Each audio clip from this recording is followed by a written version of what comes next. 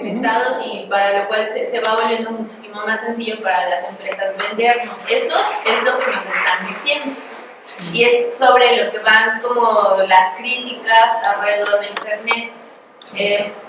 Desde mi perspectiva, la crítica es muy superficial, ¿no? Porque está planteando demasiados supuestos y nunca nos están enseñando de dónde están sacando tal información.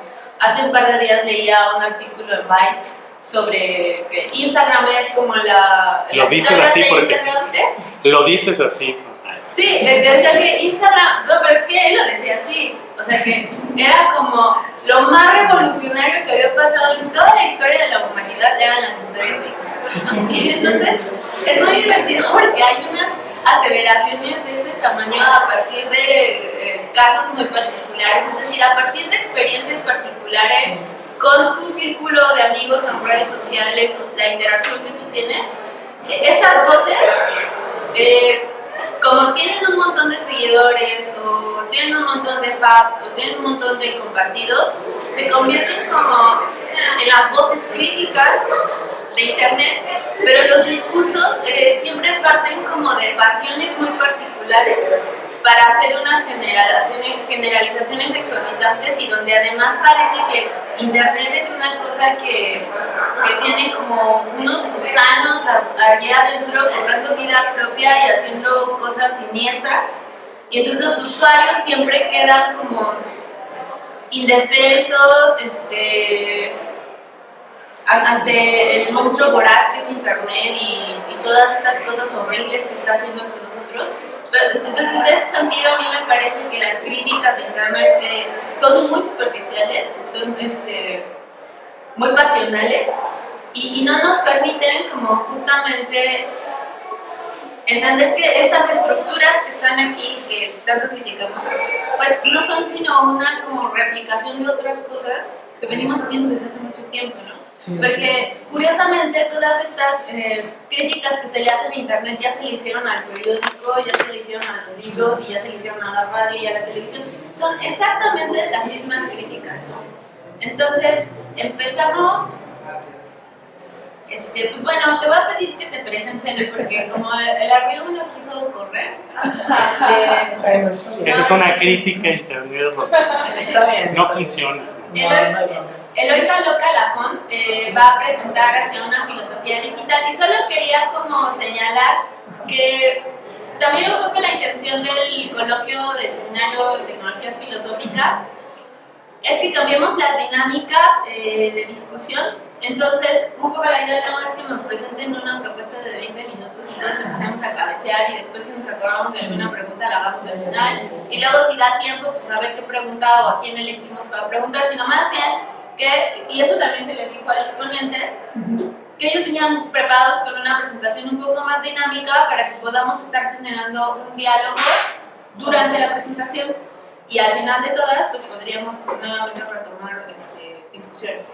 Entonces, perfecto. Eloy, dinos rápidamente quién eres. Bueno, bueno, yo soy estudiante de doctorado actualmente, estoy en el doctorado en estudios humanísticos. Estudié previamente la maestría en literatura, todo esto lo hice en el TEC de Monterrey. Soy licenciado en Relaciones Internacionales y últimamente estoy muy enfocado en humanidades digitales, o sea, tanto, bueno, aprender la parte técnica como la parte crítica, ¿no? De problematizar un poco las humanidades digitales. Últimamente esos son como los temas en los que me he enfocado, ¿no? Y bueno, creo que no se ve, pero bueno, la propuesta que les traigo, que es hacia una filosofía de lo sociodigital o pensar lo sociodigital, retomo un poco lo que comentaba María. Vamos a dialogar, ¿no?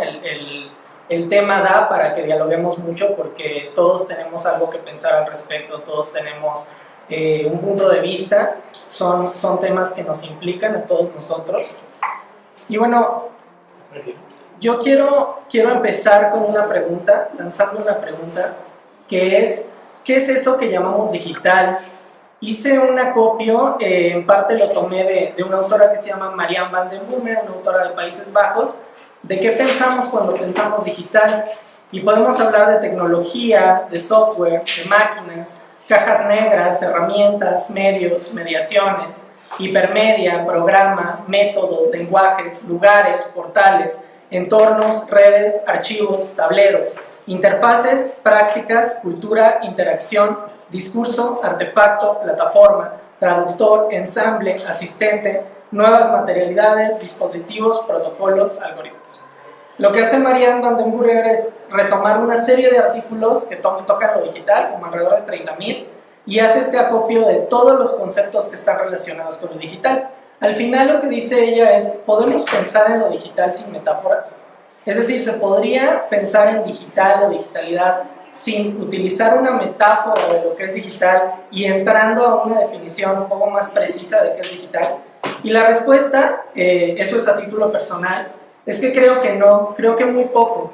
Creo que al final lo digital está tan relacionado con redes, o con comunicación, o con intercambios, o con interacción, o con lugares, espacios, que es difícil hablar de lo digital y no referir a estos conceptos.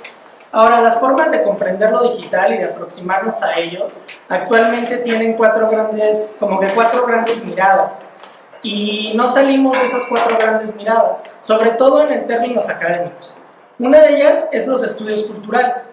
Es decir, solo se empieza a pensar lo digital a partir de todas las prácticas o los eventos, los problemas, todos los acontecimientos que rodean lo digital. Otra es la mirada de la economía ecopolítica, que como bien decía María en su presentación, solo piensa en las relaciones de poder y en las infraestructuras en términos políticos que rodean a lo digital, pero no se meten mucho a la explicación técnica de realmente qué hay detrás de lo digital, o a la cuestión social, es decir, todas las implicaciones emotivas, sociales, significativas que tiene lo digital. Y finalmente está la filosofía de la tecnología, que en esta propuesta que traigo ante ustedes es cómo pensar a partir de la filosófico lo digital como una nueva propuesta que no nada más se queda en la mirada política o de relaciones de poder o cultural o técnica, o sea, meramente una descripción de cómo operan los intercambios de datos, sino, bueno, pensarlo en términos complejos. Ahora, para pensar la digitalidad tenemos que ir muy atrás. No creo que podamos hablar de social digital o sociodigitalidad desde la actualidad nada más, o sea, desde el 2005-2006, que surgen las redes o que surgen las plataformas sociales hasta hoy. Lo digital en términos muy técnicos es un modo de procesar y transmitir datos, pero de los primeros sistemas de código binario hasta hoy, es decir, de las primeras formas de computación de datos, de cálculos que ocupaban tarjetas perforadas hasta hoy, tenemos un largo recorrido que nos hace pensar lo digital de modos distintos. Por ejemplo, en los años 40, cuando empezó a hablarse de cibernética o de máquinas cibernéticas, la digitalidad era la promesa de tener una memoria o una mente extendida. Por ejemplo, en las primeras computadoras, a inicios de los años 50, se creía, por eso el nombre de computación o computadora, que era la posibilidad de hacer cálculos que no podían hacer grupos de matemáticos o grupos de calculadores, digamos, humanos. Entonces es por eso que lo digital comienza como la ilusión de una especie de archivo o acelerador de la mente. Es como un acelerador de procesos cognitivos. Pero entonces, ¿cuál es la diferencia entre digital y automatizado? Lo que pasa es que lo digital en términos técnicos tiene que ver con el uso de un código binario para hacer estos procesos de información en términos de ceros y unos. Entonces, es una forma de automatización, pero que nada más utiliza señales de información. O sea, en términos técnicos, la digitalidad era como, vamos a traducir cualquier tipo de información a impulsos eléctricos para poder realizar cálculos. Y las primeras computadoras se utilizaban, por ejemplo, en censos. Hubo un censo de Estados Unidos que usó una de las primeras computadoras. A lo que yo voy, ahorita vamos a platicar un poquito de esto, es que este fundamento de digital o digitalidad no ha cambiado mucho. O sea, que seguimos asumiendo digital como una forma de transmitir o recibir información a partir de una red eléctrica. Sin embargo, ahorita la parte social o el componente social de la digitalidad, lo socio-digital, nos debe de hacer pensar distinto, o sea, pensar menos en términos nada más técnicos o en términos nada más políticos o en términos nada más culturales y articular una definición un poco más compleja.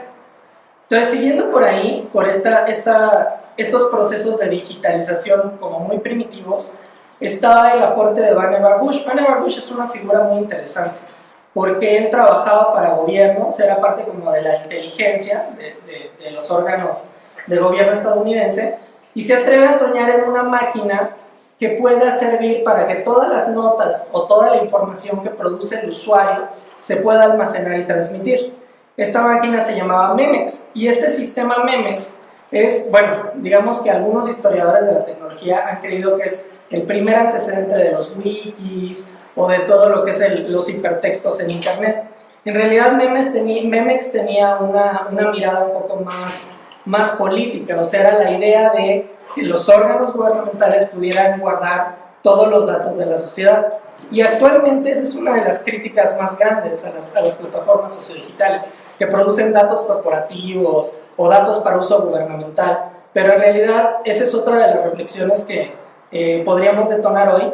Ese fue mucho el fundamento, o sea, sin la parte gubernamental o de la inteligencia más orgánica, no se hubieran desarrollado estas tecnologías. O sea, fueron más de arriba hacia abajo que de abajo hacia arriba, o de la horizontalidad de usuarios que contribuyeron al desarrollo de tecnologías sociales digitales.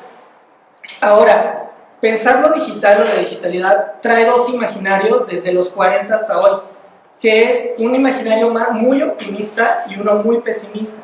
O sea, hay pocos estudios en términos más analíticos, y lo que detona es una serie de ideas que sirven para potenciar la digitalidad como una forma de progreso, o sea, como una mirada moderna que acerca a los pueblos, que construye culturas de conocimiento, y una mirada que siempre ha tenido miedo de que la digitalidad, al poder procesar más información de la que las mentes humanas pueden procesar, se convierta en una amenaza. Y rastreando un poco esos imaginarios, podemos hablar de la sociedad de la información. La idea de sociedad de la información y del conocimiento, que provino de unos informes de la UNESCO y que empezó a ser trabajada por algunos autores como Armando Telar, lo que trae es una promesa, o sea, ver esta digitalidad social como una promesa de hacer recolecciones de información y bibliotecas que estén al acceso de todos. Entonces, lo digital es una forma de contribuir a la educación, a la salud, a las investigaciones médicas, es decir, es la mirada más benefactora de lo digital. Pero también hay un miedo latente que también tiene que ver con que estos procesos obviamente son procesos de automatización, que es el relevar las mentes humanas o las capacidades humanas, y que obviamente las inteligencias artificiales lleguen a un momento que no requieran de un correlato humano, ¿no? que piensen y tomen decisiones por sí mismos, que creo que también es una de las miradas que han persistido hasta las plataformas sociales de hoy. Es decir, todos creen que Facebook puede procesar los datos o puede tomar decisiones o puede sacar estrategias de mercado por sí mismo, como si fuera una máquina que no tiene todo áreas enormes de inteligencia de marketing o inteligencia técnica, desarrolladores, hackatones de creatividad y emprendimiento, todo lo que hay detrás de la parte humana y de la parte logística, empresarial. Creo que es bien interesante porque se pierde de vista y se cree que la inteligencia artificial por sí misma va a llegar a potenciarse a tal grado que sustituya toda la mente humana o el trabajo de las comunidades.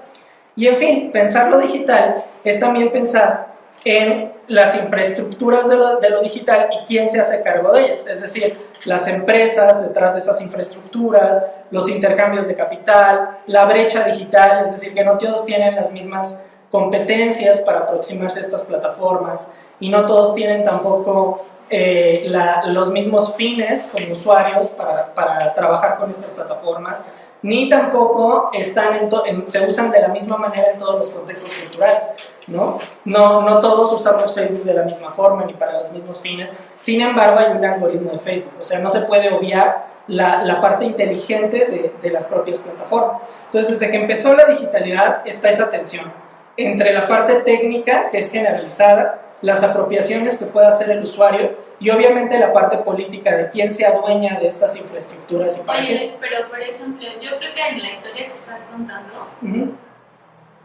estás omitiendo la parte narrativa, porque en realidad, tanto cuando se está pensando en el Xanadu de Tess Nelson como en el proyecto de Vannevar Bush, yo creo que están los indicios de la cibernética, pero en realidad lo que están pensando es en almacenaje. Es decir, yo creo que hay una parte ahí intermedia que es la narrativa de el repositorio. Porque sí, cuando están pensando en el Xanadu, no están pensando en controlar a la gente. Lo que están diciendo es, tenemos un montón de bibliotecas. Sí. Entonces, tienes este acceso de fichas y lo que ellos están diciendo es, ¿cómo tú haces algo que un poco es esta cosa que se ha hablado mucho de el Ale, de Borges, ¿no? Es decir, ¿cómo tú a través de algo, es decir, cómo no limitar tu entrada a la información a partir de un solo libro? Y entonces tienes bibliotecas enormes. Y entonces en realidad el problema que se están planteando es una cuestión narrativa de esa información. Sí, porque lo que están diciendo es cómo reunimos, o sea, no es como solo cómo convertimos en impulsos eléctricos estos libros, sino están diciendo cómo conectamos estos libros entre sí. Para poder... Sí, y entonces ese es el problema que se está planteando en el Xanadu. Y es uno de los problemas que quiere resolver Vannevar Bush, que después por la relación que tiene con el gobierno y por su formación ingenieril, deriva en una cuestión cibernética, pero incluso cuando tú lees a Vannevar Bush, él está pensando en una idea de progreso humano, ¿sí? Sí, tienes toda la razón. Entonces yo creo que a mí me parece que si contamos la historia así como la estás contando, nos estamos saltando la parte que, aparte de supernodal, que es el hipertexto, que se piensa que con el hipertexto tú solucionaste todos los problemas, pero en realidad lo que nunca nos dimos cuenta es que el hipertexto tenía detrás de sí una intencionalidad narrativa específica, ¿no? Sí, estoy de acuerdo. Estoy de acuerdo. El tema del hipertexto es fundamental porque también lo que Bush plantea, y eso que dices es completamente cierto, es cómo potenciar nuevas formas de pensar la información, no nada más de almacenaje y de computación en términos como lo hubiera planteado la ENIAC o estas máquinas de hacer cálculos, sino incluso el texto de Bush se llama ¿Cómo podríamos pensar? As we may think. Y lo que él está planteando es justamente esto, cómo podríamos generar máquinas que nos generen nuevas formas de pensar la información, de conectarlas y de hacer recorridos a través de la información. Y yo estoy muy de acuerdo contigo también en que no hay que politizar la historia de lo digital tampoco a tal grado que se crea que hay una intención de control en cada una de estas modificaciones. Sí, yo creo que sí hay que politizarla, pero no hay que entender por politizar algo solo en esto. Solo la parte críptica. Sí, lo que pasa es que también hay una serie de intenciones que genuinamente se orientan hacia una nueva forma de concebir el procesamiento de la información humana en la educación, en términos generales, para decirlo en términos muy, muy generales, porque Bush plantea que con estas máquinas podríamos aprender de forma diferente. Yo creo que ese es uno de los aportes más importantes de Vannevar Bush. No nada más la parte de almacenamiento, no nada más la parte de generar bibliotecas interconectadas o la parte del repositorio, sino la parte del hipertexto como nuevos recorridos o como nuevos caminos a través de la información, que además sean colaborativos, porque eso es una de las apuestas de Bush que no pudo llevarse a cabo. Yo no sé si Bush estaría pensando en ese conocimiento colaborativo, porque yo creo que sí. Él está pensando en ciudadanos de primera y de segunda. Bueno, él claro, está pensando que hay gente inteligente, no es incluyente, estúpida. Exactamente. No es incluyente. Y entonces, pero aparte tiene una valoración de la inteligencia y una valoración del conocimiento y una valoración del progreso, y sobre eso estamos dando su idea. Ahora, yo hablaba de colaboración, pero obviamente sí es una colaboración de grupos. O sea, hay grupos que tienen que hacerse cargo de la información y ser los procesadores de la información. Claro, hay que pensarlo en estos términos. No era una idea de una colaboración abierta. O sea, estas máquinas no fueron pensadas en términos que todos pudieran acceder y comentar y etiquetar la información. Creo que eso también es una forma de contar la historia o una forma de entender Internet que empezó muy posteriormente, o sea, no empezó en los años 40. La idea de se quiere generar redes de información donde todos puedan participar y de los cuales todos puedan obtener modos nuevos de aprendizaje. Creo que tienes toda la razón, porque sí se pensaba en comunidades que se pudieran hacer cargo de la información y que tuvieran cierta autoridad sobre la información, que tuvieran los medios técnicos para accederla, y otras comunidades que, como dice Bush, sí pudieran aprender de forma diferente, sí pudieran tener más acceso a la información, pero obviamente una vez que hubiera estado deglutida o conectada por estas otras comunidades. Yo me he puesto a pensar mucho, y esto es también muy polémico, y sería una invitación a que lo comentáramos, que el proyecto de Wikipedia ha pasado por esas fases también, muy parecidas a lo que planteaban este tipo de autores. Empezó siendo como una idea de un repositorio, una compilación de información enorme para fines educativos, que todos pudieran intervenir, que todos pudieran sumar de alguna forma, o que todos pudieran participar y ampliar, comentar, corregir. Pero actualmente existe un grupo, ¿no?, de procesadores de esta información o de verificadores de artículos o de investigadores que están detrás de los artículos, que han hecho que Wikipedia devenga en varios grupos de colaboración con distinto nivel de acceso. Y ya no es, digamos, el mismo discurso de los inicios de Wikipedia, en donde cualquiera podríamos contribuir y nuestra contribución iba a pasar alguna parte de ese repositorio, sino que ahorita hay medios de validación y hay incluso, pues hay que llamarlo censura, hay artículos que no pasan, hay artículos que los bajan, hay artículos que dicen esto no es relevante, hay políticas que dicen ¿dónde está la relevancia? Los índices de relevancia. Entonces, bueno, yo creo que esto es sumamente interesante porque creo que estamos llegando a un punto que quería compartir con ustedes, que contar la historia de lo digital o la digitalidad es contar varias historias, porque hay una historia de técnica, digamos, muy positiva, como de evolución de las máquinas, como si fueran remediándose o incorporando las acciones y los fines de las máquinas anteriores, ¿no? O sea, la computadora, desde que uno va en la primaria, secundaria, sí le cuentan la breve historia de la computación, ¿no? Se empieza con la Pascalina, la máquina de Babbage, luego viene, bueno, a veces se menciona Bush, a veces no, ENIAC, MARC, las computadoras enormes de IBM, las tarjetas perforadas, la computadora personal y los lenguajes de programación, y hoy tenemos acceso a las PCs porque es una gran larga marcha de innovación técnica, ¿no? Pero detrás, como bien decía María, hay una historia también política, que no necesariamente es una historia críptica tampoco, porque también es una historia técnica, en donde hay una colaboración, hay una participación de muchísimos ingenieros también, que tenían miradas distintas al respecto de las máquinas y de su comportamiento. A mí me resulta interesante, también viene en esta filmina, la figura de Tim Berners-Lee, cuando ya empieza Internet y empiezan los códigos y marcajes para crear una red de información que siga los mismos protocolos, ¿no? A través de HTTP, www y luego HTML.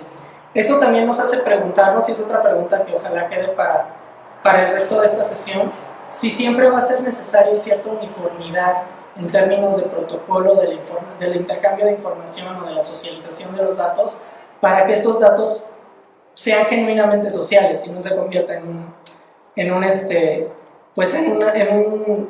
almacén de datos que no es útil en términos sociales. ¿Pero tú dirías que no son genuinamente sociales ahora? No, yo digo que son genuinamente sociales, pero es porque tienen detrás muchos protocolos que los permiten segmentar y usar. Si no estuviera, por ejemplo, todos los aportes de inicios de Internet, estos códigos, marcajes, lenguajes, no sé si la información se trataría de la misma manera. Ahí hay varios protocolos, ¿no? O sea, el de Tim Berners-Lee es la WWW y es el protocolo hegemónico bajo el cual se está gestionando la información en Internet. Pero hay otros. Hay otros, exactamente. O sea, sí existen otros. Sí, exactamente. ¿Por qué estamos usando solo uno? Pues exacto, ¿no? Ese es un tema. Pero además lo interesante es que el protocolo de Tim Berners-Lee está totalmente en orden con Vannevar Bush. O sea, sí, exactamente. Sí, claro. Incluso con la jerarquización de la información. Entonces yo no sé si Wikipedia no se dio cuenta o sí se dio cuenta y de hecho nació bajo esa mirada. Así funciona. Wikipedia nació así, digo, justamente ahorita no hemos platicado bien de ello, pero desde el 2003 hay críticas al respecto de Wikipedia. Sí. Wikipedia apenas era core. Sí. y es lo mismo, los protocolos ahorita mismo están conviviendo montones de protocolos, aunque solamente vemos uno, porque tienes el IPv6, tienes el peer-to-peer, tienes además de TCP/IP, tienes TCP, SSTP, SSH. De hecho, la mayor parte de las comunicaciones la mayor parte de las comunicaciones y del flujo de información no se da por el www ni por HTTPS, sino lo tienes a través de SSH. Así es. Pero, o sea, sí, con lo que dice Paco, o sea, la www es el World Wide Web. O sea, lo que quiere, o sea, la preocupación de Tim Berners-Lee es que antes ustedes se acuerdan que querían entrar a una página y tenían que poner toda la dirección de la página. Y si querían otra página era saberse la dirección de la página y entrar a la dirección de la página.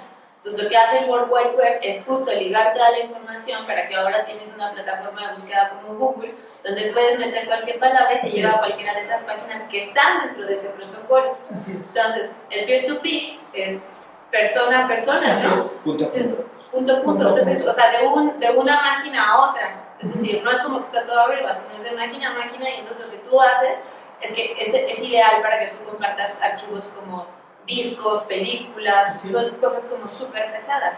Entonces, el wiki justamente me parece una gran discusión, porque cuando tú buscabas información sobre los wikis en el 2003, 2004, o sea, no había. Lo único que tú encontrabas eran libros de computación, donde tenía medio párrafo diciéndote que era un wiki, y que lo único que te quería decir es que, a diferencia de los otros protocolos,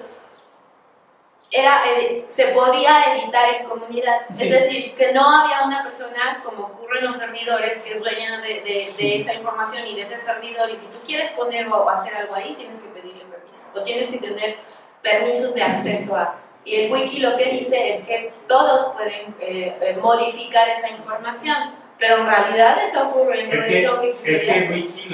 Wikipedia lo que ha hecho es para evitar que todos editemos así, digamos, porque es posible, o sea, digamos, sí es posible. Se puede. Sí, lo que hace es, ha crecido mucho su institución de producción de saber y de legitimación del saber. O sea, eso es lo que ha pasado. O sea, Wikipedia se ha convertido en una institución como una universidad. Por eso lo que tú ves claramente es que, bueno, o sea, eres académico, ¿no? Entonces tú dices, bueno, mi saber está validado, ¿no? Exactamente. Pero lo voy a subir a Wikipedia. ¿Y entonces qué te dicen los bibliotecarios? Los bibliotecarios.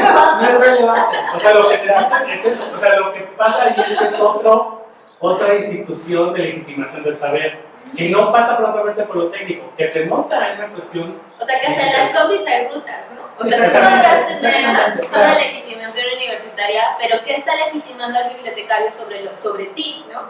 Ahora, pero no sé... La parte técnica, desde el momento en que surge el wiki, ya está pensada para tener eso. Exacto, es que funciona de esa manera. Ajá, claro. O sea, desde el momento en que yo estoy programando, yo sé que tengo 6 roles en un wiki. Así es. Y hace 10 años tenía 3 roles: el administrador, el editor y el usuario. O sea, el que lee, el que puede subir cosas y el que decide si lo que se subió es público. Es una concepción ya en la jerarquía.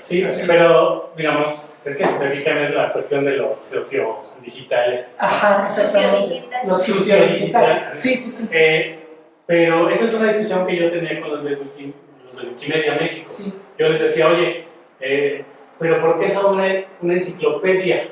¿No? ¿Por qué Wikipedia es una enciclopedia? Exactamente. Porque una enciclopedia tiene, o sea, la forma tradicional ilustrada, tiene expertos que legitiman el saber. Entonces, ¿para qué quieres ser una enciclopedia si eres una wiki?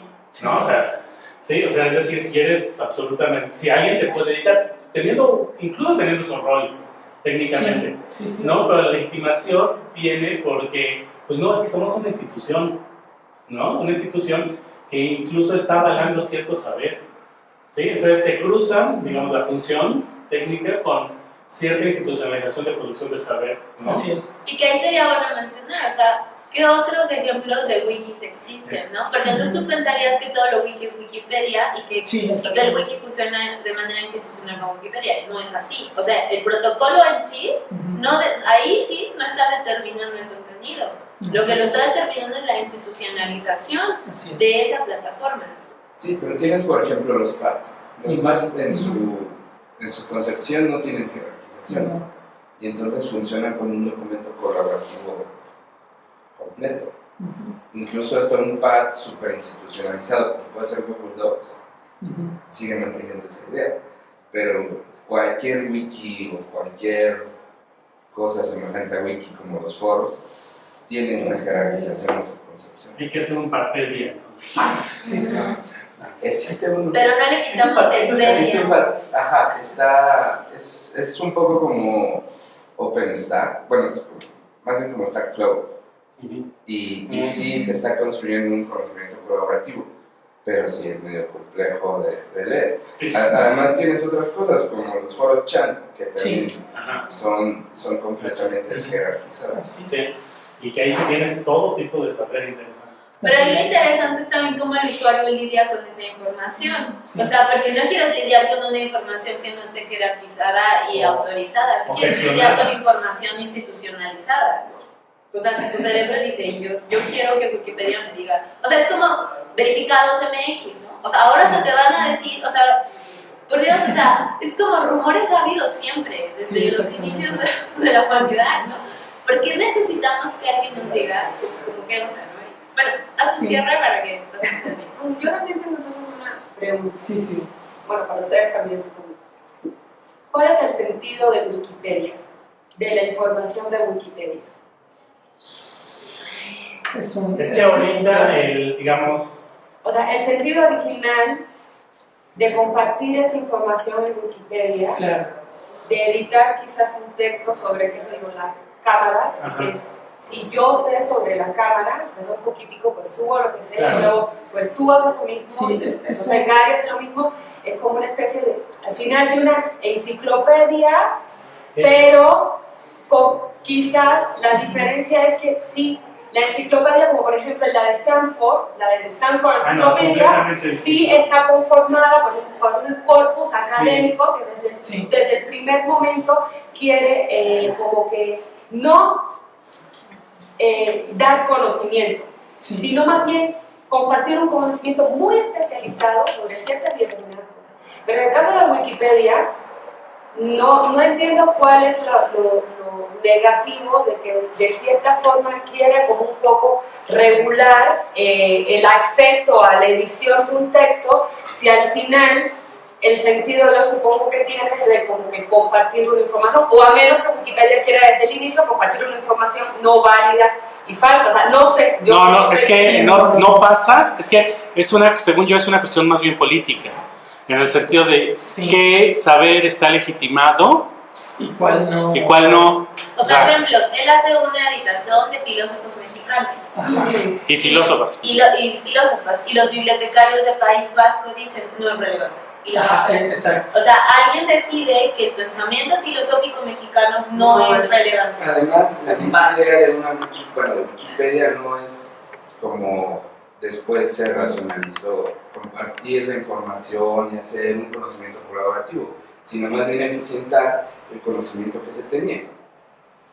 Bueno, a ver, vamos a que haga un cierre, porque si no daría chance de las otras. Sí, tiene que ver precisamente con ese tema de lo socio-digital o de lo social-digital. ¿Hasta qué punto, si habláramos nada más de códigos y marcajes, diríamos, bueno, todos los artículos de Wikipedia necesitan estas reglas para ser válidos?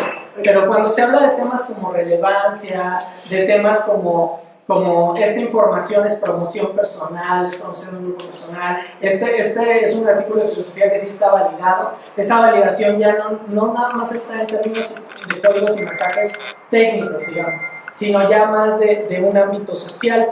Yo traía esto, que bueno, es una discusión que podemos retomar después, que son los límites de la virtualidad o de los espacios virtuales o ciberespacios, porque lo que pasó con todo este imaginario de Bush y de Xanadu y demás es que cuando se habla de espacios de interacción o de interacción o de intercambios de información o de interacción en términos generales, en estos espacios digitales se empieza a generar un imaginario de que hay un mundo aparte, como un mundo detrás de la infraestructura técnica que nos permite acceder a los datos, que va a generar, muy en la línea de la ciencia ficción, espacios sociales completos, ¿no? Espacios donde se puede ser alguien diferente, hablar de forma diferente, tener lenguajes propios, prácticas propias y una cultura propiamente virtual, ¿no? Entonces esa era parte de las reflexiones que yo traía y lo podemos retomar más adelante, ¿no? Si la virtualidad o la realidad virtual, el ciberespacio, lo virtual, sí es real, o si solo podemos hablar de plataformas sociales digitales donde hay digitalización de, no sé, acontecimientos, emociones, pero al final es una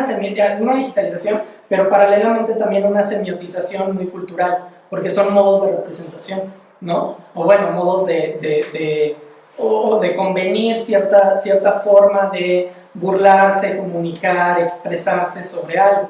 Y ese era el final, propiamente el final de esto. Ese era el punto al que quería llegar con esto que les compartía hoy.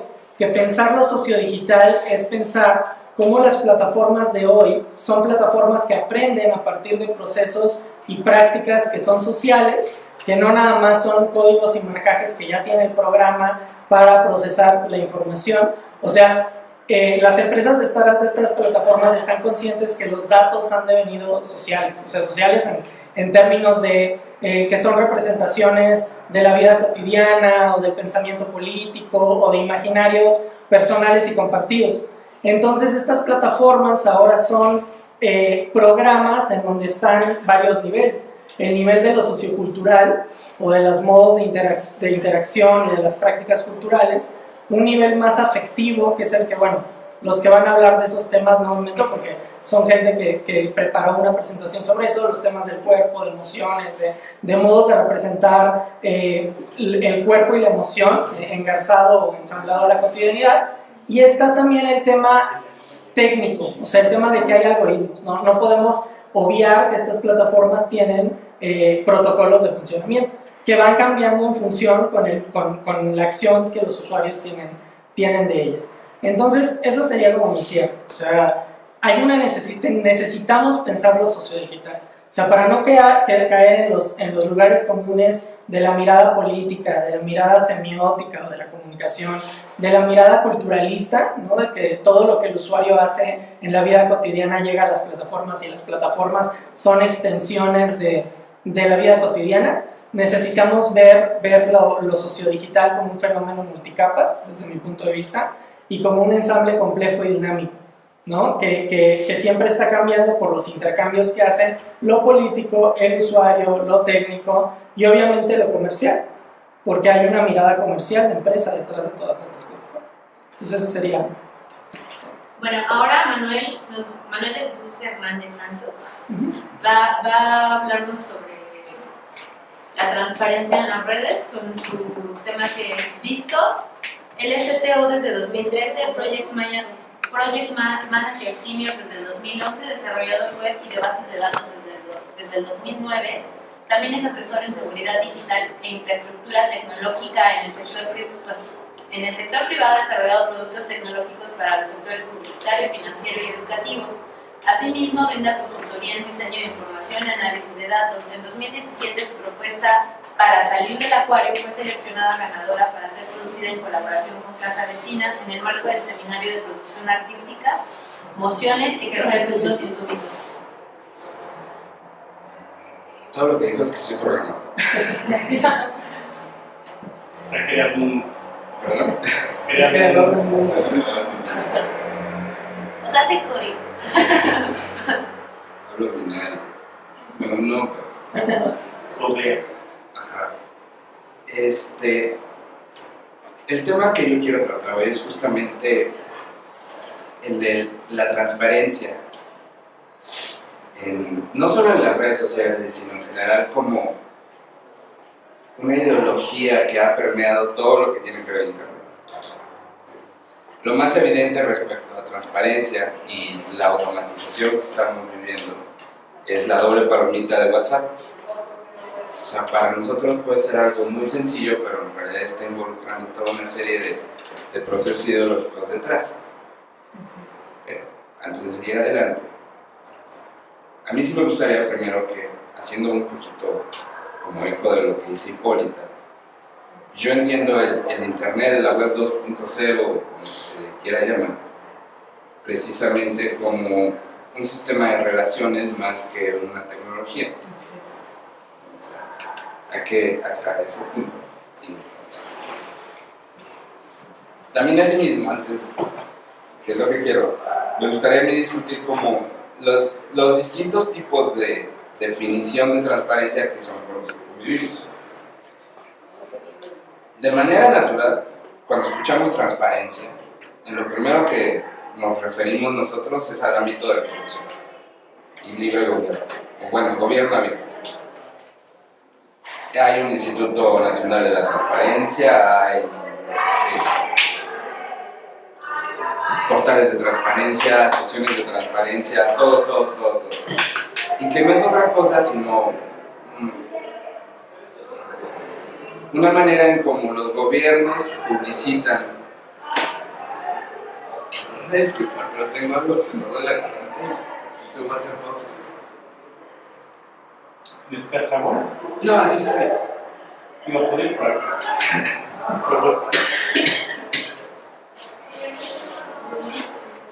Sí. Bueno, continuando, es justamente, ¿no?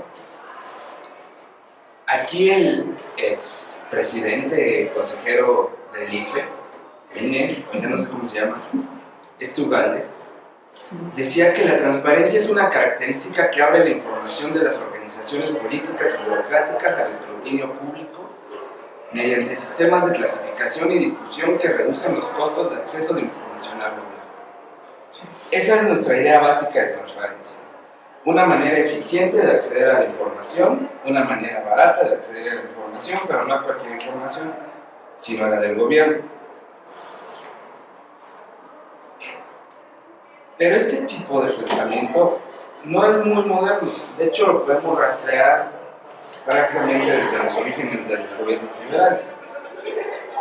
El mismo John Locke era lo que decía, que justamente la diferencia entre un gobierno autoritario y un gobierno liberal era poder acceder a la información de lo que gastaba el gobierno.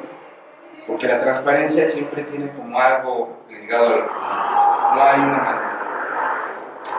El único que cambia esas cosas, y que es en el que, con el como que empieza a torcerse todo, es Kant. Porque Kant dice que lo que tú no puedes mostrar al público no está bien. O sea, si tú no eres todo el tiempo así súper abierto, todas tus acciones no pueden ser vistas por todos, así a puertas abiertas, algo estás haciendo mal. De ahí para arriba, eso se ha ido replicando en muchos lugares. Por ejemplo, ahora podemos ver a Álvaro Gordoa en YouTube. ¿Sí lo conocen? Álvaro Gordoa, el del Colegio de Imagen Pública. Él les enseña cómo ser buenas personas, cómo verse bien y cómo tener una imagen pública agradable. Él tiene un video que se llama Imagen Pública en WhatsApp. Y sus primeras palabras es de: si tú le quitas la doble palomita a la confirmación de lectura a WhatsApp, tú das la impresión de que eres una mala persona, que tienes algo que ocultar. Que es justamente lo que decía Kant hace muchísimos años. Lo que no es público, lo privado, es malo. Y ese es otro concepto que también tenemos que tener en cuenta respecto a la transparencia, a lo público.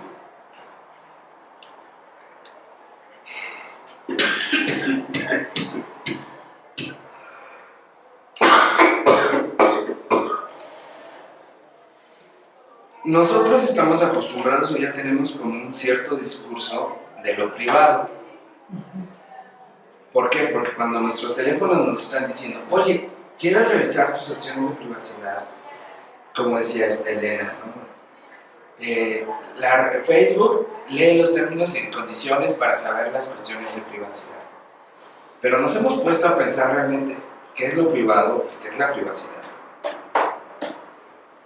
Porque la privacy, esa que me dicen, únicamente se refiere como a ciertos aspectos que yo puedo controlar respecto al flujo de información que estoy generando. Por ejemplo, en Facebook, que es como el ejemplo más básico de todo. Y por Facebook me refiero a Instagram, WhatsApp y Facebook. ustedes, nosotros, cuando subimos una foto de perfil, estamos cediendo toda su propiedad a Facebook. No, pero si yo subo una foto a mi muro, puedo ocultarla de los demás. Eso es privacidad o privacy para una plataforma digital o para cualquier cosa en este mundo. Como lo que yo quiero que los demás sepan y no. Pero antes de eso habría que entender como que lo privado es algo más. No sé quién dijo que lo privado es donde yo no soy ni objeto ni imagen. Y eso quiere decir, y es muy válido y es muy evidente en las plataformas digitales, porque si yo no estoy conectado, si tengo mi celular apagado, la laptop apagada, no estoy sin una imagen, nadie me está viendo. Si yo estoy dentro de mi casa, no me están viendo las 4. ¿Sí? Es como eso, ¿no? Un punto en donde no estoy sin... Ay, muchísimas gracias. Ay, gracias. No, gracias. Ya le trabajaba.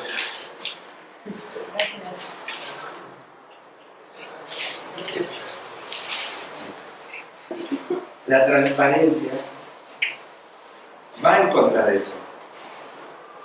Porque si yo hay algún punto en donde no estoy siendo imagen, donde yo no puedo ser visto, obviamente es porque estoy haciendo cosas malas. Y puede ser que sí las esté haciendo, pero es como un espacio.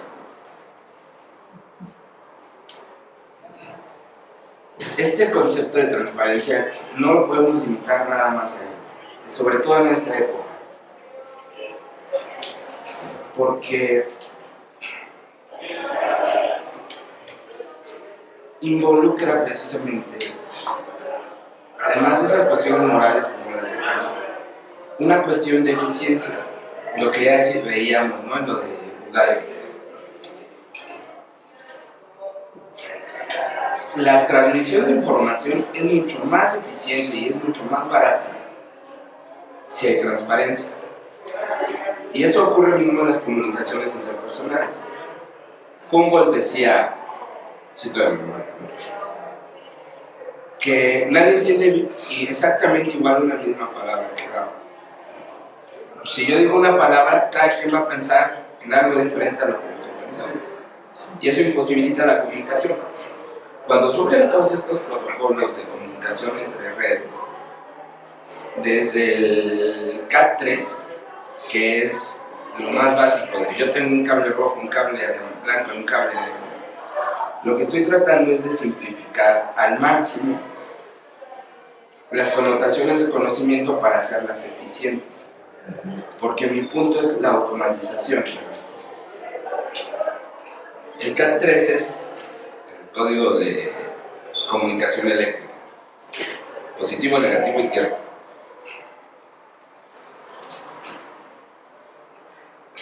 Justamente esa cuestión de eficientar las comunicaciones tiene como fin último la conversión de todo el conocimiento tácito, el conocimiento personal que tenemos, en conocimiento explícito replicable. Esto es algo que está como muy propio en las redes. Y no me refiero a redes sociales, sino en general redes. Yo tengo una serie de conocimientos, todos tenemos una serie de conocimientos que son propios, como por ejemplo, y que no podemos documentar, como dar vuelta en el carro. O sea, cuando tú vas a dar vuelta, por ejemplo, aquí para bajar en Insurgentes, das vuelta y tú sabes cómo diste vuelta y te fijaste en los demás, te fijaste en los otros y eso. Pero ¿cómo lo replicas? ¿Cómo le dices a alguien cómo dar vuelta? Eso no es posible. No es un conocimiento transparente. Yo necesito convertir ese conocimiento en algo transparente, en algo eficiente y replicable. Entonces, lo vuelvo declarativo. Lo tengo que seccionar, dividir, quitarle todas las partes que no necesito para poder establecer un algoritmo con él. Mueve tantos grados el brazo derecho, mueve tanto el grado izquierdo, voltea a la derecha, fíjate en esto, calcula velocidad.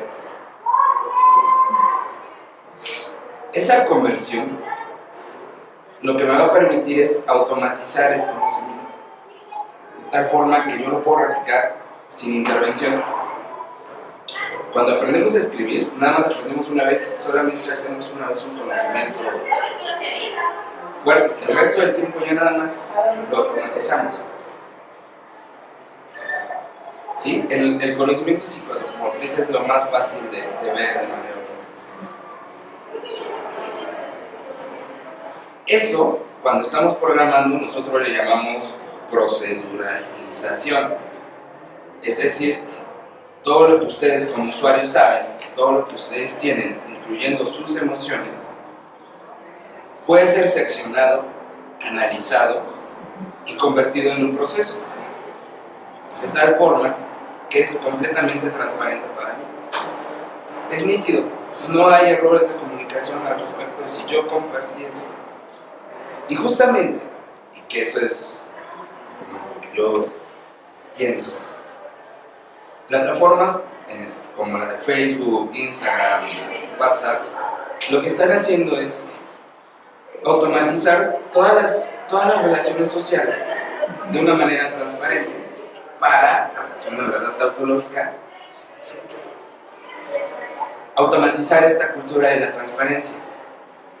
Si yo te doy a ti, usuario, una serie de herramientas para que todo el tiempo estés visible, como la geolocalización, como la doble confirmación de lectura, como la completa visibilidad respecto a tu foto de perfil y tu foto de portada, entonces es muy fácil que adoptes esos parámetros culturales. ¿Por qué? Porque es eficiente ser una persona transparente en una sociedad mercantilizada. Mark Zuckerberg decía en una entrevista, ¿no?, que todos tenemos distintas identidades, pero es sumamente desgraciado, bueno, es muy injusto ser uno con unas personas de una manera y ser con otras personas de otra manera. Entonces lo que quiere hacer Facebook es que todos seamos buenas personas siendo la misma persona.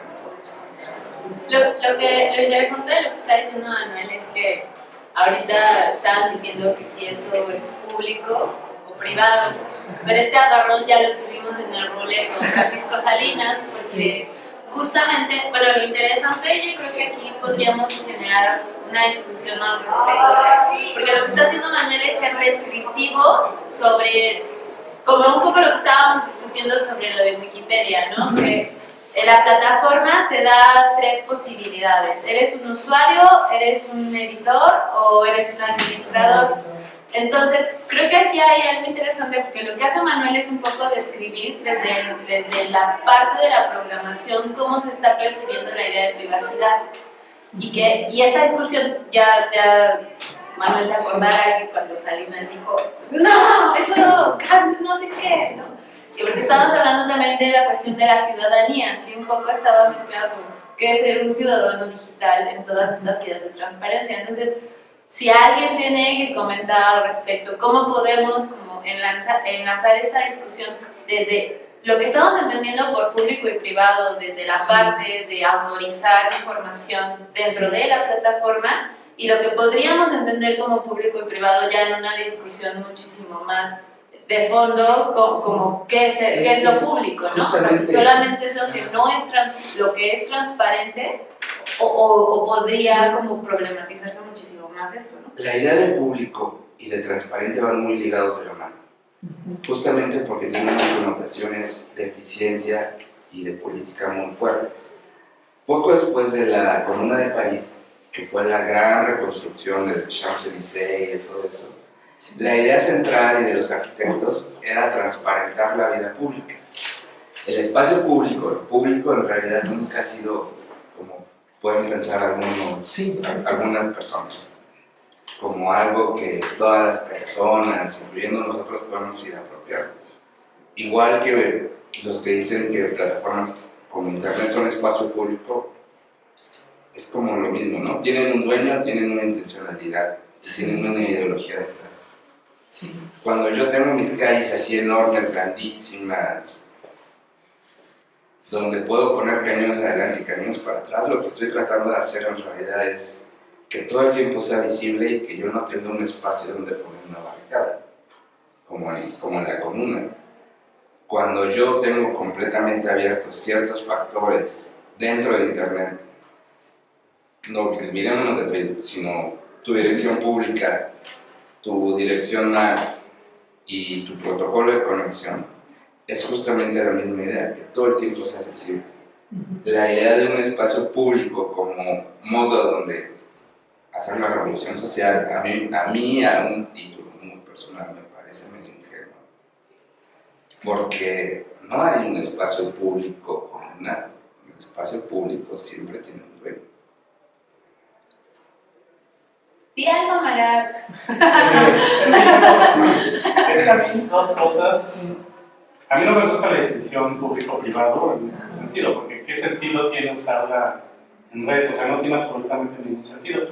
Es más bien como formas de visibilidad, según yo, ¿no? O sea, hay otra manera de usar la visibilidad en Internet que no sea la transparencia como tú dices. Sí, no estoy hablando de arte, de cosas así, sino hay maneras de visibilizar, digamos, es que me acuerdo de Deleuze y cierta discusión sobre la imagen-tiempo, la imagen-movimiento, ¿no? Sobre cómo la aparición de las cosas, ¿no? Habría que pensar en términos políticos. También pienso en Rancière, que habla de espacios de visibilidad y cómo digamos, eso que llamas transparencia es un espacio de visibilidad, ¿no? Que funciona de cierta manera. Lo interesante sería saber si sobre, es una forma de pensar interesante. Lo interesante sería saber si sobre Internet se puede haber otros espacios de visibilidad que no sea esto que llamas transparencia y que Hipólita y todos ellos digamos, tratan de conseguir, ¿no? Sí, hay algo muy bonito y muy divertido que son antes era como más visible y ahora ya ha quedado muy soterrado, que son las redes LAN. Sí. Las redes LAN como espacio invisibilizado, digamos, no transparente, y de intercambios de información son muy interesantes porque implican una construcción de protocolos peer-to-peer, pero más como extensos, más como en estrella. Hay otros espacios como archive.org que justamente no responden al patrón de véanme todos, y sean todos abiertos. Y obviamente, aunque tienen muy mala fama, las redes Onion, o las redes de cebolla, son espacios diferentes. Pero, es decir, ¿qué se vería allí o qué no se vería allí? Digamos, porque nosotros revisamos... No hay eficiencia. Ok, sí, pero...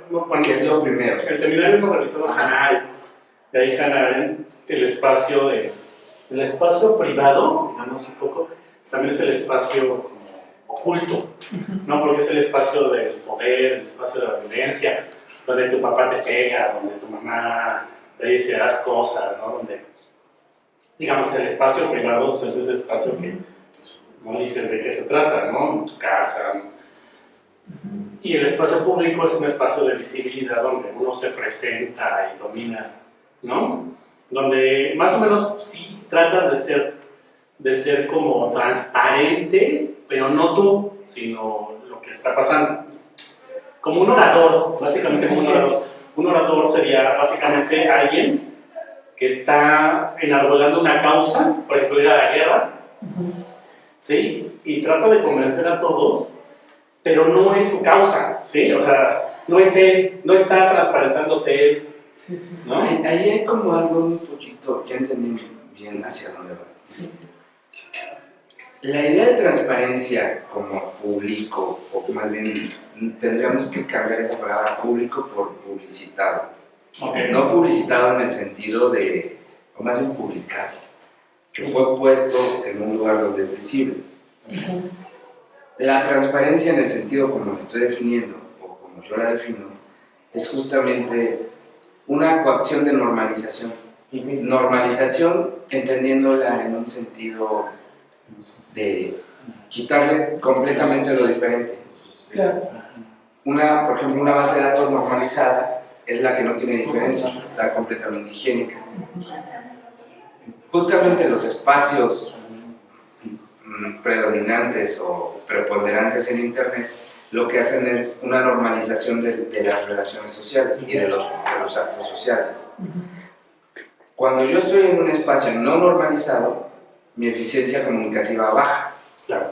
Y entonces yo dejo de ser transparente, yo dejo de estar normalizado. Los 4chan son el ejemplo por excelencia de esto, ¿no?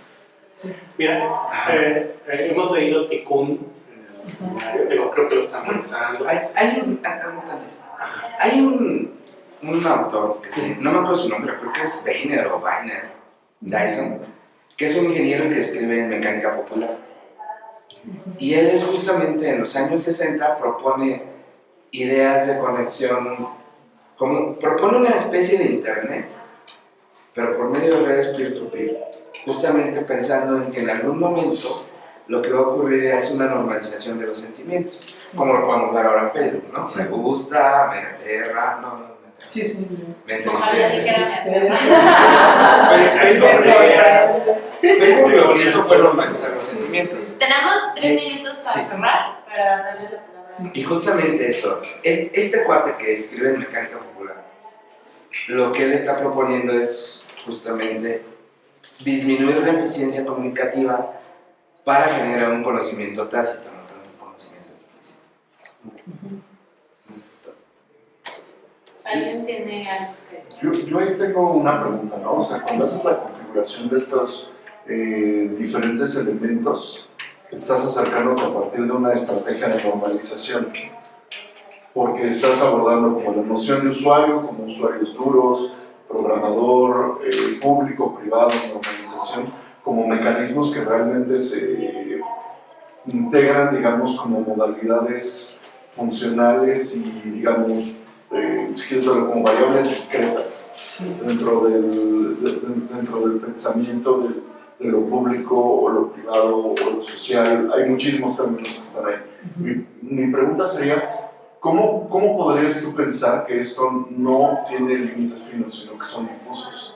Si tuvieras que a ti mismo retarte como esto que parece lograr ordenarse felizmente entre usuarios y que tendría que ver como con las experiencias de estos temas. Una de las cosas, ahorita justamente hice o traté de hacer lo que dijo usted, desde mi educación y desde mi propio sesgo cognitivo que tengo, describir lo que está haciendo y lo que está ocurriendo y lo que veo yo como un producto. Justamente lo que estoy tratando es, con Elena y con otros amigos, estamos tratando de crear un modo no normalizado y no relacional de crear estos objetos, de estos fenómenos. Digo, algo que aprendemos al momento de programar justamente es lógica difusa y después se nos olvida para meternos de lleno en una lógica aristotélica bien cañona. Pero hay maneras de regresar a ese punto donde no todo tiene que tener roles, donde no todo tiene permisos y donde no todo está sumamente estructurado y jerarquizado. ¿Cómo? Pues yo llevo algunos años proponiendo de manera técnica bases de datos orientadas a objetos no relacionales, que no es otra cosa más que pensar, en lugar de el conocimiento desde un plano cartesiano, donde yo estoy calculando coordenadas para dar una categoría, un sistema de esferas donde un solo objeto tiene una multiplicidad de roles y donde cada rol es igualmente válido que el primero y únicamente tienes un identificador. ¿Cómo traduces eso al mundo real? No tengo ni idea. En algún momento tal vez lo pueda hacer. Tal vez ahí, no sé, el ejemplo de estos días pues es el ejemplo de Cambridge Analytica, ¿no? Que tú estás hablando de bases de datos no estructuradas, que son reintegradas a formas a clasificar y entender de forma particular individuos, pero son reclasificaciones. Cambridge Analytica sigue siendo un modelo relacional de datos. Todo el Big Data se maneja como bases relacionales. Entonces, ¿cómo te entenderías tú no relacional? No relacionales, por ejemplo, Archive.org donde tú tienes la idea básica de una base de datos es, yo tengo un identificador que está delimitado por 2 coordenadas. En Cambridge Analytica y en todo el Big Data es lo mismo. Yo tengo un usuario y tiene unas conductas. Cuando yo nada más tengo un objeto, y ese objeto puede ser cualquier cosa y no está relacionado entre sí, como por ejemplo, tú eres hijo, pero también eres padre, o eres hermano, o eres abuelo, o eres como muchas cosas, no dejas de ser tú, pero vas adquiriendo una característica dependiendo del objeto y del lugar donde estés. ¿Cómo hacerlo en el mundo real? Ahorita nada más es un modelo matemático, sí, pero ¿cómo llevarlo al mundo real? Pues es lo que estamos tratando de hacer. Bueno, ahora vamos a pasar a la mesa de Amanda y de Gary. Ahí te puse el nombre. Pero bueno, nos van a hablar de... Bueno, los presento primero. Amanda nació en La Habana en 1990, es estudiante de doctorado en Filosofía Contemporánea en la Benemérita Universidad Autónoma de Puebla, México, miembro de la American Bay Society y de, bueno, yo no hablo francés, de la Asociación para los Estudios de la Mente, del Pensamiento, de la Simone Weil. Ha publicado, entre otros, la novela El Jazz Ácido de Nueva Zelanda. Su trabajo se puede encontrar en antologías y revistas de literatura y filosofía en España, Argentina, Uruguay, Estados Unidos, Cuba, Japón, Colombia, Chile, Hungría y México. También ha impartido conferencias y participado en congresos en la Sorbonne, en la Escuela Normal, ¿es todo mundo o son diferentes? La Sorbona, la Escuela Normal Superior de París, la Universidad Autónoma de Barcelona y la Universidad Autónoma de México y la Universidad de La Habana. Y Gary Manuel nació en Puebla en 1987, es psicólogo egresado de la UAP, actualmente cursando la maestría en filosofía en la UAP. Tiene algunas publicaciones, entre ellas La intimidad en la era digital, en la revista Reflexiones Marginales, y ha participado en congresos en Cuba y México. Y bueno, ellos nos van a hablar de un ejemplo de redes sociales, no sé si una o varias redes sociales cubanas, donde no hay una mercantilización de la persona como producto. Ok, pues bueno, en realidad sería como un contraste porque pensaríamos que sí hay una mercantilización. Así yo puedo en el abstract, entendí. Sí, no, pero bueno, entonces hablando como de todo esto, pensaríamos, para empezar, digamos, desde un primer punto, el tema de sería la seducción narcisista de las redes sociales. En un primer momento y en un segundo momento lo pensaríamos desde un régimen comunista que sería ya el de Cuba, ¿no? Supongo, y en la mesa pasada no estábamos platicando también que pues habrán ahora por lo menos visto algo de Shulhan, ¿no? Porque irónicamente estaba pues haciendo promoción de sus libros, como que críticas sobre todo esto por redes sociales, ¿no? Y vimos que su nuevo libro pues, se promueve bajo estos patrones, ¿no? Entonces, como tal, haríamos una comparación en este punto en cuanto a lo que propone Shulhan y lo que propone Badiou, por otra parte, en cuestiones principalmente de redes sociales en cuanto al amor, ¿no? Shulhan nos habla de que vivimos en una sociedad pues, comúnmente positiva, que al eliminar toda la cuestión de, por ejemplo, un dislike, un no me gusta y todo esto, estaríamos viendo solamente el hazlo, ¿no? El que tenemos que siempre estar como produciendo, y eso comúnmente nos lleva hacia un cansancio. Veríamos también que hay una exhibición de ciertas cuestiones, ¿no? En cuanto a la transparencia, que nos lleva a ciertas imágenes que parecerían que no promueven incluso lo erótico, sino solamente van hacia la cuestión pornográfica, ¿no? O sea, que es mostrar la cosa, intentar que sea como tal. Y por otra parte, también podríamos pensar que esto trae un cansancio, ¿no? Hacia la persona.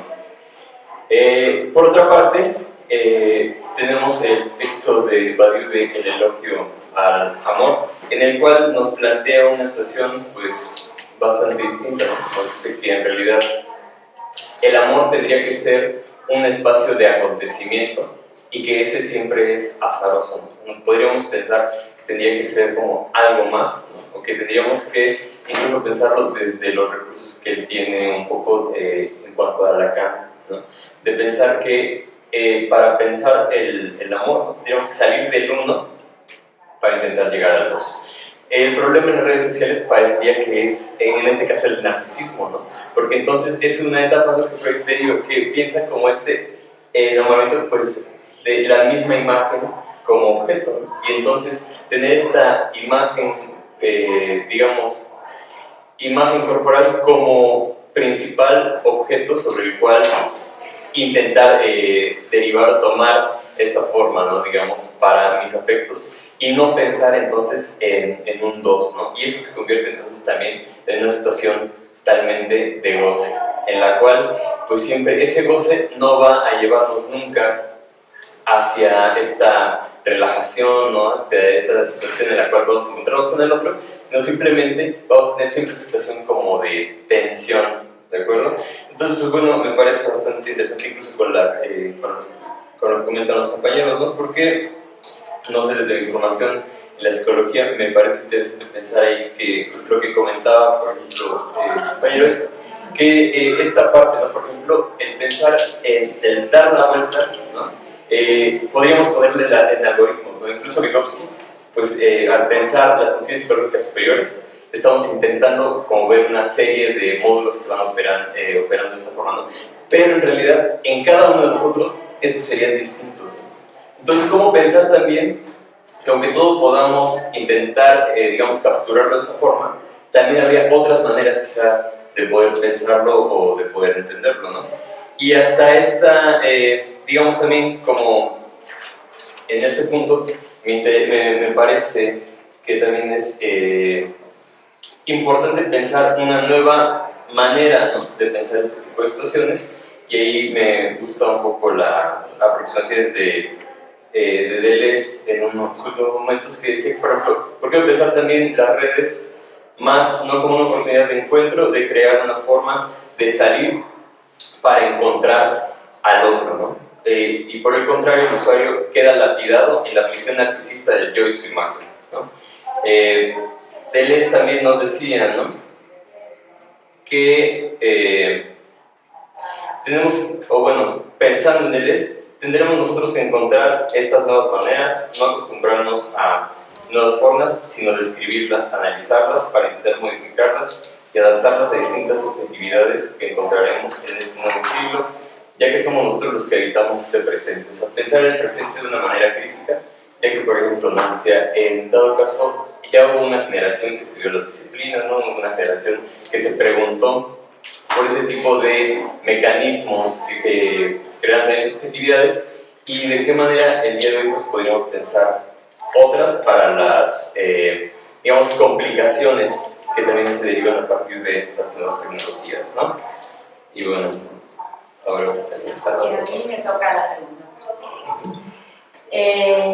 Pues sí, técnicamente lo que nos llamó la atención de esto, primeramente fue la idea del goce lacaniana y cómo la estructura que se establece entre agente 1, digamos, y agente 2 en las redes sociales, pues vamos a ejemplo, no sé, una conversación fortuita con alguien en Messenger, se establece siempre desde la relación del uno mismo. O sea, al final a mí no me interesa la otra persona a la que agregué quizás un día y me pongo a conversar, no sé, porque me vio bonita o lo vi bonito. A mí al final no me interesa el goce ni la satisfacción de esa otra persona, simplemente lo único que me interesa es como matar un tiempo de aburrimiento que tengo en un momento. Y de repente encontramos un contraste completamente diferente con la utilización de las redes sociales en regímenes donde todavía no se han implementado, no se han abierto completamente, que por ejemplo sería el caso de Cuba. Y mi punto, o nuestro punto en este aspecto es que si bien desde este punto de vista mercantilista extremo del capitalismo, si vamos a definir estos regímenes, la aproximación al otro en las redes sociales muchas veces se basa en una relación de goce, a no ser que ya conozcas o tengas un conocimiento predeterminado o anterior de la persona. En este tipo de conversaciones fortuitas se establece una relación de goce donde no hay ninguna aspiración final, y encontramos que en Cuba pues es todo lo contrario. No hay comunicación fortuita con el otro, por ejemplo, en una conversación de Messenger o las pocas personas que tienen WhatsApp, porque han viajado, lo han descargado, pues ya lo tienen, no hay una conversación nunca fortuita. ¿Por qué razón? O sea, y por ende no hay una reproducción de esta idea de goce lacaniana. Y la razón fundamental es un problema, por un lado, político, económico, y por otro, que desemboca en otro, en punto número 2, que es un problema temporal. Y esos son los dos puntos que me quiero referir. En el problema político, que es económico, que realmente es muy importante como citarlo, es... Uno, tengo así como una cita de una tesis que se hizo hace 1 año y medio, que se llama Buscando Señal, que es muy interesante, de una periodista que se llama Silvia Orama, que es analizando el fenómeno de las redes sociales y la conexión en Cuba en un parque determinado en un lugar que se llama 51. Porque no sé si saben que ahorita ya se están implementando pues, el uso de las redes sociales en Cuba, pero no es libre, sino en ciertos y determinados lugares públicos. Y interesante después de la intervención tuya, en espacios públicos, dígase en parques. Tú solo puedes tener wifi en parques. Punto número 1. Punto número 2, no tienes wifi gratis. Tienes que comprar una tarjeta que te cuesta ahorita $2, el equivalente, para tener 1 hora de internet. Entonces ya como que el acceso a la red pues es un lujo, porque es muy caro, teniendo en cuenta que el promedio del salario, no sé, como unos $30 al mes, por 1 hora de internet, $2 pues es complicado. Entonces, eso es un factor. El segundo factor económico-social es que en Cuba hasta el 2008 no estaba permitido ni, bueno, de hecho no se podía encontrar en las tiendas o súper, ni una computadora, ni un aparato móvil, porque no estaba permitido comprarlo hasta el 2008, que ya se permite el acceso a la compra de computadoras en tiendas habituales y la contratación de servicio ETEXA, que es la compañía telefónica en Cuba, la contratación de servicio de telefonía móvil. Antes de eso no existía. Y el otro factor importante es que en el 2007 se establece una ley del Ministerio de Comunicaciones que dice que la utilización de las redes sociales, y cito, que el uso de las redes sociales y el internet deben estar sujetos expresamente al interés de la entidad, dígase un centro de trabajo, y que la utilización para fines personales puede ser sancionado. O sea, no se podía tener una comunicación abierta con absolutamente nadie porque estaba censurada. Todo eso trae consigo que actualmente no se puede establecer una relación fortuita o una relación basada en el goce con la otra persona, porque no hay tiempo. Tienes 1 hora solamente para tener una comunicación con otro. De otra forma no puedes, y tampoco te alcanza pues, el dinero para eso. ¿Qué trae consigo eso? Que la relación que estableces con el otro a partir de una conversación de Messenger, WhatsApp o Instagram es con un otro que ya conoces, digas un amigo que ya no vive en Cuba, o ese tipo de cosas, y muy pocas veces, en un porciento muy bajo, con una persona que quizás conociste en las redes de manera indirecta, pero nunca un agrego fútil. Simplemente, más bien es como conocido por alguien y es una conversación muy concreta. Entonces, fuera de eso no les interesa más nada. No les interesa una conversación como de conversar de vez en cuando con alguien porque estoy aburrido, porque simplemente no se puede desperdiciar el tiempo en tener una conversación o un goce, así que se va a quedar en eso, un goce con alguien. Si hablo con alguien es para concretar algo, dígase para satisfacer mi necesidad, conocer a esa persona, o de último, acostarme con ella si quiero ser lo más bobo posible. Y es interesante porque había algunas frases, que yo creo que con eso ya casi que cierro, que cuando estaban haciendo la investigación les estaban preguntando a los usuarios cómo se relacionaban con los otros, los usuarios de ese parque. Y entonces uno decía, con respecto a este tipo de conversaciones con personas que no conoces, no se puede estar perdiendo el tiempo con perro sol y pagando un $1.50. O sea, es $1.50. No tengo tiempo para estar perdiendo hablando con una persona, ¿qué tal? ¿Cómo estás? Porque estoy en un parque con un sol horrible y simplemente lo que quiero es conseguir algo. Hablar con mi amiga, mi mamá, mi papá que no están aquí, lo que sea.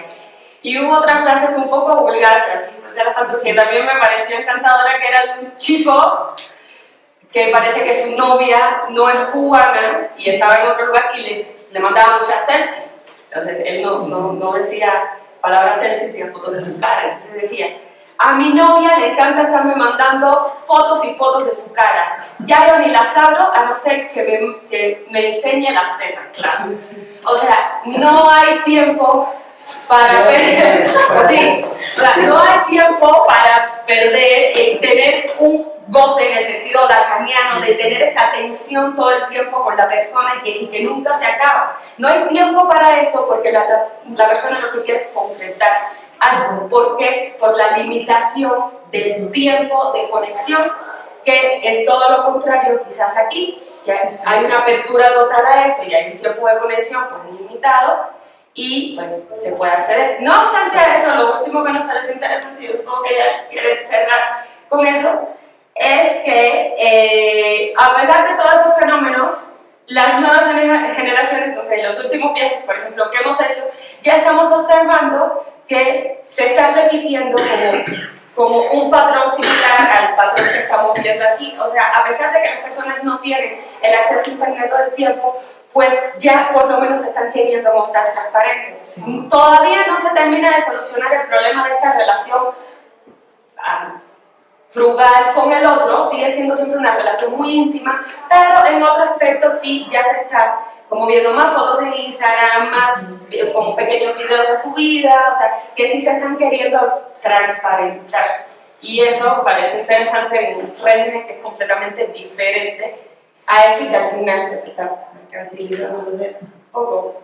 Pues sí, eso parecería que entonces en el momento en que se pueda abrir esto, pues totalmente veríamos ahí una fuga tremenda hacia lo que estamos viendo quizá aquí. Claro.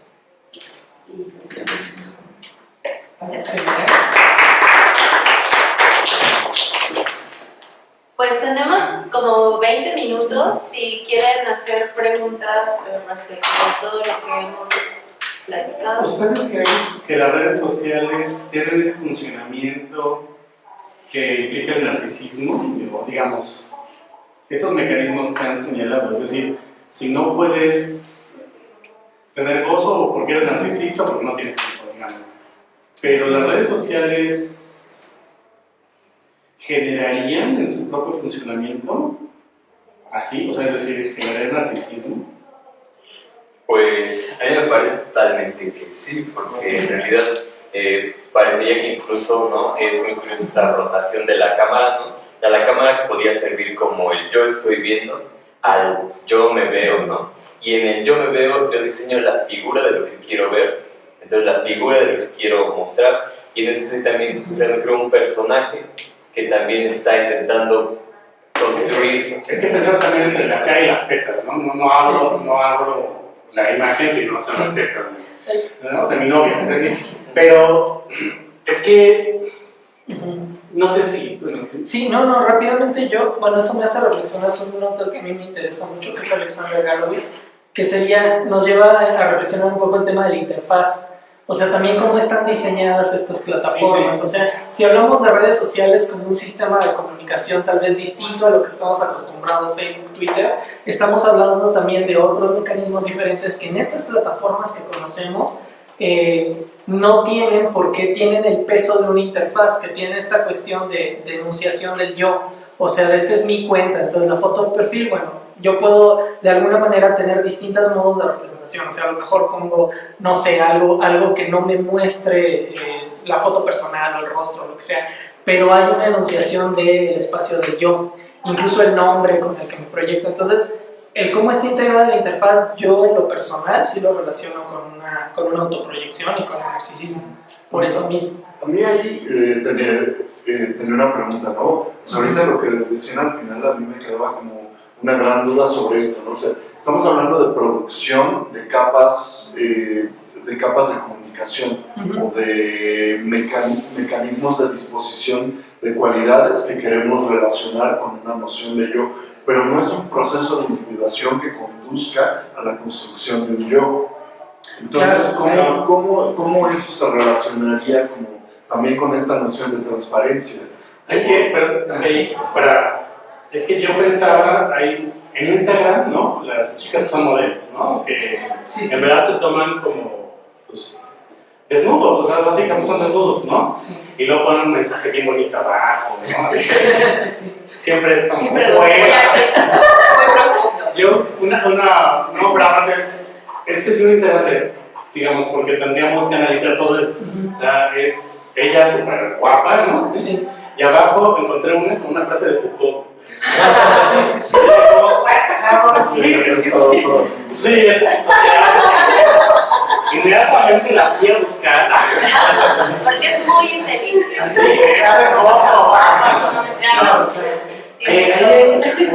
Pero es que un poco por el lado de Mara, o sea, no es un proceso de individuación, o sea, en el sentido, voy a utilizar a Simondon, ¿no? No es un proceso de individuación, es un, perdóname, es que ella lo tiene. Es dueña de eso. Es dueña de eso. Y es más bien, de nuevo, es como imagen, ¿no? Es un juego en relación con imagen. Incluso aunque voltees la cámara hacia tu rostro, o sea, en verdad no es tu rostro, ¿verdad? Siempre son como artísticas, son como... Pero, por ejemplo, o sea, toda esta discusión sobre el filtro, ¿no? Es decir, como estos recursos, ¿no? O Snapchat igual, ¿no? Pero el tema de aquí también es que, o sea, no estamos construyendo una imagen a partir de las redes sociales, sino siempre hemos construido una imagen. Es que me quiero que acá siempre estaría lo real, lo simbólico y lo imaginario también. Lo que está ocurriendo es una automatización de todos estos procesos. ¿Qué es lo que yo digo? Estas plataformas, uno de tantos famosos algoritmos de Facebook, lo que nos permite es tener homofilia. Tú te vas a juntar con tus pares a partir de tu perfilado, entonces tú te vas a poder comunicar eficientemente con los que son como tú, que piensan como tú, que comparten las mismas cosas. Ocurre lo mismo en Instagram. A partir de tu perfilado, tú te puedes comunicar de manera eficiente con los que son idénticos a ti. Y al mismo tiempo, todas estas cosas que tenemos como seres humanos, que sean representación o individualización. Yo creo que esa garantía que tienes, esa garantía que tienes sobre las propuestas, siempre tiene que ver como con la parcialización de la capacidad de que la ciencia de datos logre hacer correlaciones que sean efectivas en la, puedo decir, experiencia, perdón. Esa es mi palabra. En tu experiencia sobre estos términos, ¿no?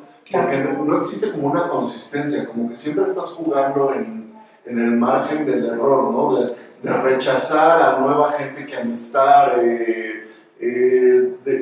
de como estar en ese juego, igual en Netflix, ¿no? O sea, que las recomendaciones que del 98% cumple con lo que sea, entonces yo jamás vería esto, ¿no? Siempre estamos viendo el juego como del margen. Lo que pasa es que se queda donde iba. Hay todos estos procesos de individuación y imagen y todo. Lo que pasa es que el software te permite, el software te media y lo que te hace es facilitarte la automatización de todos esos procesos. Lo que tú ya traes adentro y lo que tú quieres ahí, pues lógicamente lo que va a hacer es ayudarte a que sea más eficiente. Pero al final, no es que te vaya a hacerlo. No es el software de lo que pero al final, yo lo que me pregunto, sino te va a hacer mejor racista. Pero de cierta forma, quizás esto es una cosa que se usa hasta con las amistades, tampoco hay que irse como al mundo virtual.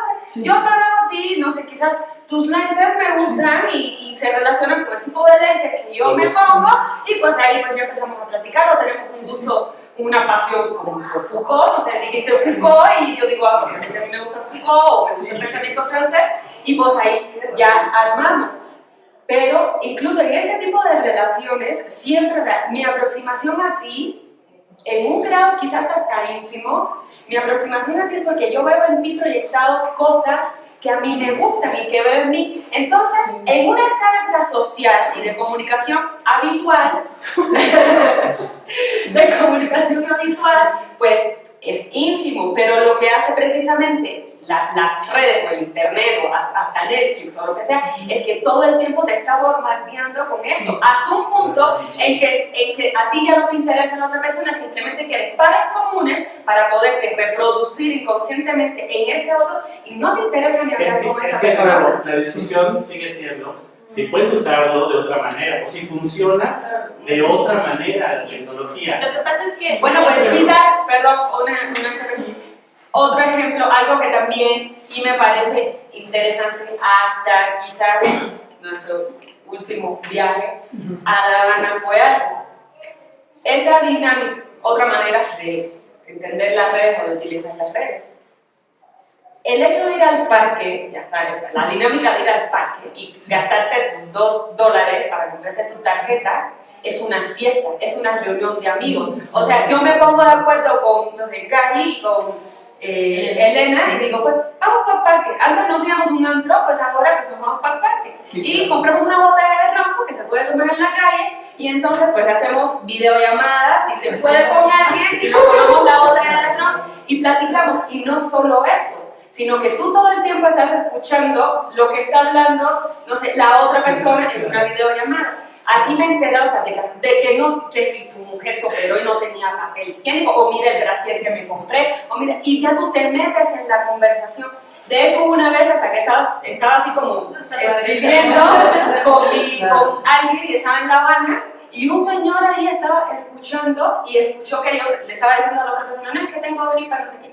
Y le dice a mi papá, sí, un viejito, ¿será que tiene gripa? Porque tiene como un mofo en la nariz. O sea, era mi piercing que no lo veía bien. Entonces, o sea, como que hay una especie de interacción muy peculiar que, por ejemplo, aquí quizás casi todos estamos un poco como metidos en nuestros celulares, pero ahí todo el mundo se va como que haciendo hasta amistades. Entonces, eso creo que sería otra manera de interactuar con la red y que ya está cambiando lentamente. Cada vez ya puedes ver que uno, mientras la wifi mejora, la calidad y la conexión, pues ya un poquito más se mete la gente en su mundo, pero hasta cierto momento esa es una manera de interactuar. Pero pensando en lo que dices, algo que decían ahorita, ¿no? Como, o sea, tenemos cosas por anticipado, pero estas cosas no nos configuran de una forma formal como sujetos cohesionados y digamos, consistentes, sino que están, digamos, ligeramente asociadas con nosotros.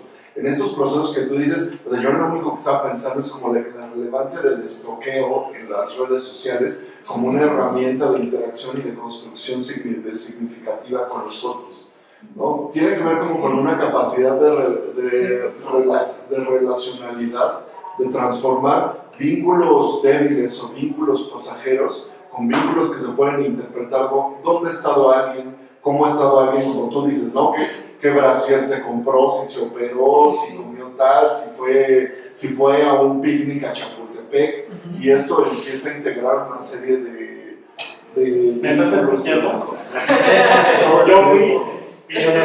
¿Por qué crees que lo dije? Es que a mí me parece, hay tres cosas, o sea, por un lado lo que dice Eloy sobre Galloway, o sea, en realidad él no está pensando en esta abstracción de la interfaz, sino está pensando en una cuestión de umbral, ¿no? que no necesariamente interfaz y umbral son la misma cosa. Exactamente. Porque la interfaz ya es lo que te lo está presentando y el umbral es esa cosa que no sabes que va a haber del otro lado. Sí. Entonces, eso, o sea, por un lado, es que justo a mí lo que me parece interesante es que la manera en la que llega Internet a México, aquí, es clase media. O sea, los que pueden empezar a entrar a Internet es la clase media. En realidad, el momento en que Internet está en los espacios públicos es reciente. O sea, es decir, aquí ahora se empieza a abrir la Wi-Fi en los parques. Y lo que tú estás diciendo es que no... O sea, hay una cuestión sí de económica, ¿no? Pero si te das cuenta la dinámica es distinta. Entonces, yo pensaría que, o sea, por una cuestión es la producción del yo. Sí. O sea, pensaría, por ejemplo, en tecnologías del yo de Michel Foucault, ¿no? Claro.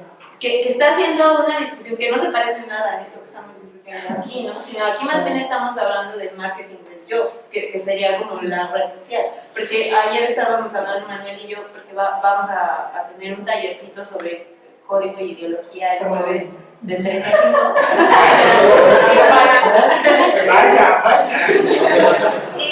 Y a mí lo que me parece interesante es que Manuel decía que cuando se construyen ciertos gestos en redes sociales o cierto reconocimiento de gestos, la base de datos corresponde a gente que no se parece a nosotros, ¿no? Es decir, son blancos, europeos, porque es la base de datos que se tiene para construir las aplicaciones que se hacen acá. Y entonces, eso sería otra cosa, ¿no? Entonces, yo creo que estamos mezclando un montón de cosas que deberían de discutirse por separado y que cada una por su cuenta serían bien interesantes, pero que o sea, por ejemplo, si estamos pensando en la idea de goce, ¿no? Habría muchas capas de pensar en goce respecto a los temas que se han presentado y que creo que si hacemos como una amalgama de eso, se pierden un montón de cosas. O sea, es lo que yo veo. Sí, quizá como pensar, no sé, la multiplicidad del goce, ¿no? Para poder identificar en qué puntos pues, realmente entraría o en qué puntos también hay o sea, no, el goce no está en las redes sociales, ¿no? O sea, ya estaba desde antes, ya desde se ha teorizado y todo esto, ¿no? Cómo funcionan las redes sociales sería otra manera quizá entonces de pensarlo, ¿no? Cómo quizá disminuirlo o cómo realmente pensar otras formas, ¿no? Quizá de interacción podría ser entonces o por qué hemos potenciado cierta cuestión del goce, o sea, es decir, posibilidades a lo mejor haya bastantes, pero ¿por qué hemos potenciado estas? O sea, como mandar las chichas. Yo estaba pensando en las tres presentaciones. En Tikkun, en el caso de la Eloy y la Manuel, en la hipótesis cibernética, y en el caso de ustedes, estaba pensando en este texto que no hemos trabajado en el seminario como también, pero sí tenemos los números con una idea de qué va, que es el de los escritores, la teoría de la jovencita, ¿no? Donde discute esta cuestión de lo de el ser deseado y el ser deseable, ¿no? Y justo creo que más allá de si hay una construcción del yo o esta cuestión narcisista, lo que está ahí de por medio, al menos en el funcionamiento que tienen las redes sociales actualmente, es justo eso, ¿no? Es esta parte como del mostrarse. Y que hace rato Francisco le preguntaba un poco a Manuel, esta cuestión de que como el individuo, ¿no? La persona nunca se transparenta, ¿no? A sí misma, sino como cierta acción, ¿no? Ciertas cosas, y que en este caso estarían, creo, en relación con lo que la red, ¿no? Esté como pidiendo, ¿no? El hecho de que haya historias en Facebook que antes no había, o el hecho de que haya historias en Instagram que antes no había, ¿no? Y cosas como de ese tipo, ¿no? Pero que eso no te hace que tú estés mostrando realmente tu yo, ¿no? Sino que hay como una cuestión más bien como de mostrarte respecto como a lo que te está exigiendo en este caso esta red, ¿no? Eso por un lado, ¿no? Y en la cuestión de la hipótesis cibernética, pues esta cuestión, ¿no? Que están discutiendo Tikkun respecto, o bueno, en relación con la comunicación, ¿no? Teorías de comunicación y esta cuestión del ruido, ¿no? Y de la interferencia, que creo que también puede ahí como discutirse respecto a lo que comentaban, ¿no? De la transparencia y lo público y lo privado, ¿no? Pues también ahí se me haría muy curioso, ¿no? Porque con el ejemplo que dice, supongamos que está la foto de la chica, está la frase de Foucault, y lo que está mostrando, pues no es nada, ¿no? Al final, porque entonces, o sea, ni es que quizá la chica sea una lectora de Foucault, ni es que le interese mucho la imagen, que tampoco que sea así. Y hay una cierta confusión, yo creo. O a lo mejor sí, no, quizás tampoco se puede ver, ¿no? Lo deseable sí está. Eso sí. Objeto deseable. Desde el principio. Sí.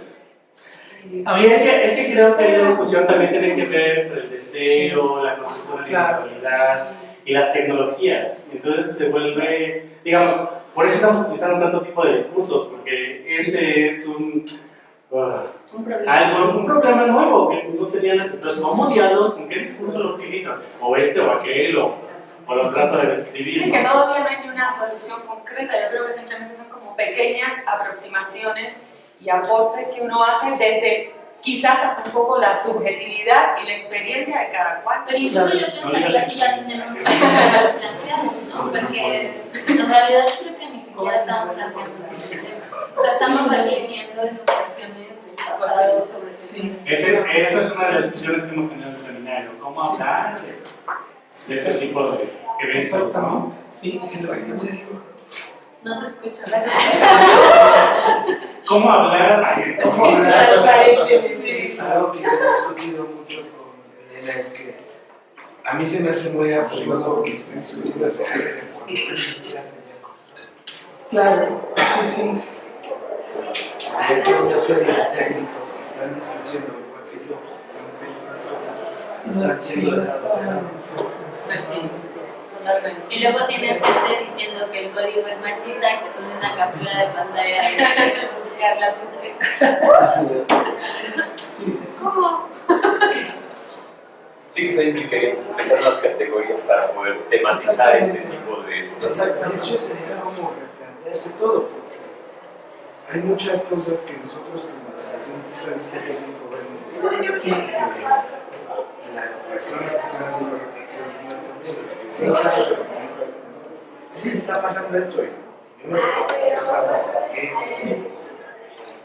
Eso que dice Manuel me resulta interesantísimo porque mucha gente, sobre todo a la que le gusta el tema de subjetividad o de subjetividades, aborda las subjetividades que potencian estas plataformas en términos de los usuarios, ¿no? O sea, la chica que se muestra, los modos de representación, no sé, del rostro y todo eso. Pero también hay subjetividad de ingeniero, de subjetividades de los que contratan servicios de marketing, de figuras públicas, candidatos presidenciales. O sea, hay muchísimos usuarios, programadores, desarrolladores. O sea, son subjetividades muchísimas más que quedarnos nada más en el usuario y en los modos de... Es que hay algo que nosotros como programadores, así, digamos, haciendo esa discriminación, le llamamos la complacencia tecnológica, o el error 14, la interfaz haciendo teclado. Y es que como usuario, ya sea usuario que productor o usuario consumidor, tú no estás viendo, tú estás utilizando siempre el software como una mediación. No estableces relaciones de, por ejemplo, yo como programador voy contigo usuario y te digo que necesitas. Así es. Tú me dices lo que necesitas a través de una serie de mediaciones de software eficientes para que yo crea que haga lo que tú quieres. Haga lo que tú quieres. No hay la tecnología es mediación. Sí, así es. Sí, es eso. El software te protege de la comunicación directa. Claro. Bueno, adiós. Váyanse ya. Muchas gracias.